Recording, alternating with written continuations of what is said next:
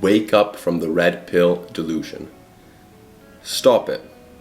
Stop pandering to women.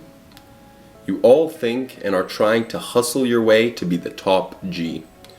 Well, the few of you who actually are, at least. But when you're actually doing this, what you're actually doing is adopting a toxic, gynocentric mindset. I will get a shiny car, fancy house, and big muscles, so finally I can get that dream Stacy. Well, then what? While you're hustling that dream, Stacy is getting dug out Monday to Friday by Chad while leaving Saturday and Sunday for Tyrone. You fucking fools are totally buying into the mentally gynocentric way of living, thinking, and being. It's not bad to try and better yourself, and not actually beg to differ. I think it's extremely important for any man. And try to find passion and purpose in life for yourself. But let's be honest, 95% of you out here hustling are to get girls into your life. There's nothing wrong with that either. The problem is, if that's your main drive, it's not going to be enough. People can beg to differ, but on that argument I stand firm. You've been brainwashed to think what they want is a man who has money, cool cars, and is a mean, lean fighting machine. But that's a load of crap.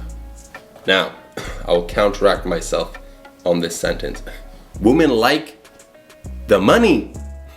They like the cool cars and stuff like that. They like the experience. But if the man has the money and she's there for the money and the cars, it's for that, not the man. So she's not into it. We're talking about desire right now, not what she'd go for.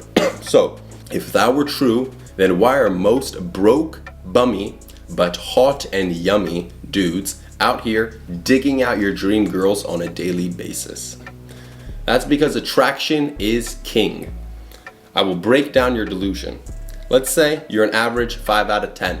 That's most men. That's why it's called average. If you're in a party with two other dudes, one who looks like Dobby from Harry Potter, short and ugly, and the other is an absolute sexy beast of a man, tall and pretty, 9 out of 10 of those girls will be his. 1 out of 10 will be left for you if you're lucky and have social game, etc., etc., if even.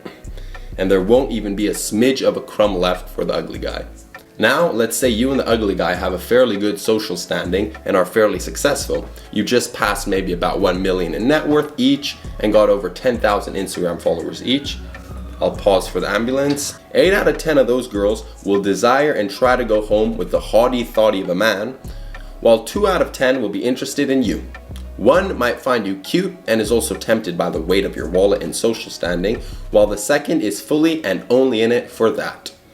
And yet, again, the ugly, fugly manlet of a man will be left with no hoes. 0 out of 10 of the lovely ladies. If you think I'm being mean, you're a fool. I'm just stating reality. I'd be mean if I'd be saying he could get all the girls and stuff, especially coming from a Chad, so to say. That would be the actual mean thing.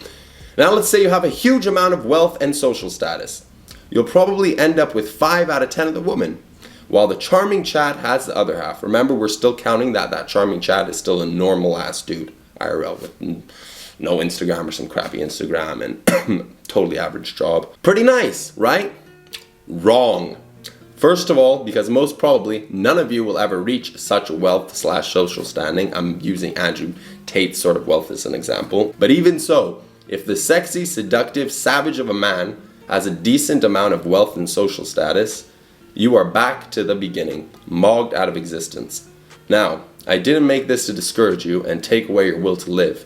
Quite the opposite. I want you to understand that women value beauty in the opposite sex more so than we do.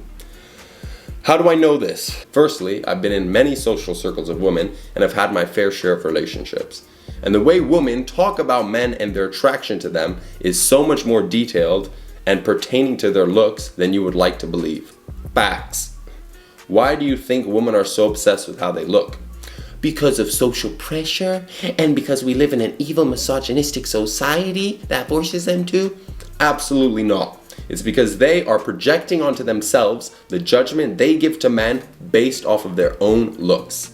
Based off looks. And are trying to stay on top of the game, which is, of course, looks, attraction. Even the women who are with these rich, successful men who aren't easy on the eyes have their sexy piece of pie on the side. A man will settle with a woman well under their level because most men out here are insecure and very desperate. Meanwhile, thanks to social media and simping, your 300-pound hit in the face by a truck girl won't accept anything less than a Chad. Think I'm exaggerating? Make a Tinder profile with pictures of a morbidly obese, unattractive woman and prepare to know the absolute horror show that is male desperation in this day and age. Make yourself the best man you can be for yourself.